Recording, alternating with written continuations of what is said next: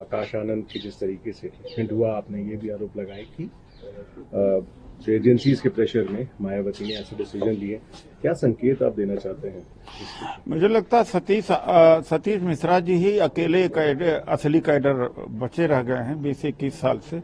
मैंने तो किसी और नेता को नहीं देखा जो इतने लंबे समय तक ताकतवर बना रहा हो, और सतीश मिश्रा जी हैं जो प्रेस में बात कर सकते हैं, बाकी किसी की हिम्मत नहीं है। दूसरी बात है कि मायावती जी ने खुद बीएसपी का बीजेपीकरण किया है। मैं केवल कह रहा हूं, उस बात को कोई आरोप भी नहीं लगा रहा हूं। जब 2022 में मायावती जी ने कहा कि सपा नहीं जीतना चाहिए, भाजपा चाहे जीत जाए, तो इसके मतलब कि आप बीजेपी को मजबूत बना कर रही हैं, इंडिया गठबंधन को।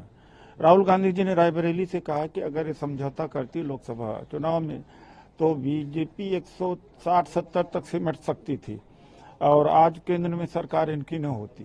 तो इसका बीजेपीकरण हो गया।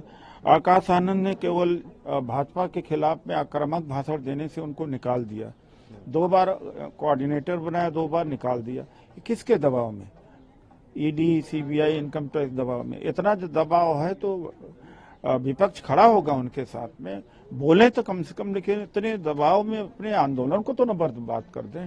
और इससे जिस तरीके से एक और आपने लगाया कि 1 लाख रुपए की बाउंटी भी आपने बताया है कि मैं पुलिस में कंप्लेन कर चुका हूं।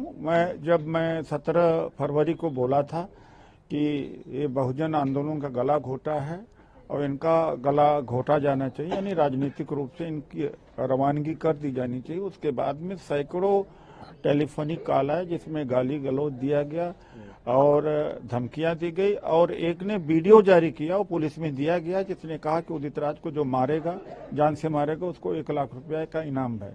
तो उस हद तक, और मैंने अपनी सुरक्षा की मांग भी की है। आखिरी प्रश्न मेरा रहेगा आकाश आनंद के ऊपर। जब क्वेश्चन आपसे पूछा भी गया कि आकाश आनंद को कांग्रेस में न्योता मिलेगा, ऑफिशियल स्टैंड आप क्या कहना चाहते हैं? आप बिल्कुल करना चाहेंगे? मैं न्योता देता हूं आकाश आनंद जी को कि कांग्रेस पार्टी में आए, और उन्हीं को नहीं, सारे जितने बहुजन समाज पार्टी के कार्यकर्ता हैं, काशीराम जी के सपोर्टर हैं, अम्बेडकराइट हैं, वो सब कांग्रेस पार्टी में आकर के संविधान आरक्षण की बचाने की लड़ाई लड़ें और जाति जनगणना की लड़ाई में सहयोग दें।